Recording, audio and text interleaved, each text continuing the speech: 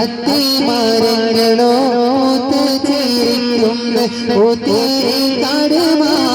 കാട്ടിലോടോട് ഉണകോടോട് മനോഹരമായ ആ തോട്ടത്തിന്റെ മധ്യത്തിൽ വലിയൊരു മണിമാളിക. അതാരുടേതാ? ആ തോട്ടം ഉടമസ്ഥന്റെതാ. 4 ഭാഗത്ത് ചെറിയ ചെറിയ ഏറുമാടങ്ങളുണ്ട്. അതായത് ആ തോട്ടം കാത്തു സംരക്ഷിക്കുന്ന കാവൽക്കാരുടേതാണ്.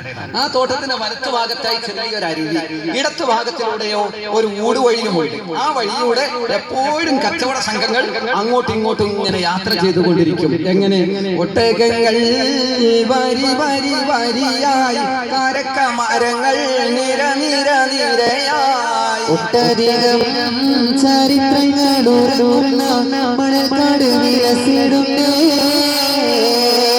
ചെറുകിളികൾ മരത്തിന്റെ ചേലയിൽ കൊക്കുകളൊരുങ്ങി കളകളഭുജനം, ഇടക്കിടക്ക് കച്ചവട സംഘങ്ങൾ മൂടുന്നൊരിശലുകളും, ഒട്ടകങ്ങൾ വരി വരി വരിയായി, കാരക്ക മരങ്ങൾ നിര നിര നിരയായി, ഒട്ടധികം ചരിത്രങ്ങളുറങ്ങുന്ന മണൽക്കാട് വിലസിടുന്നേ.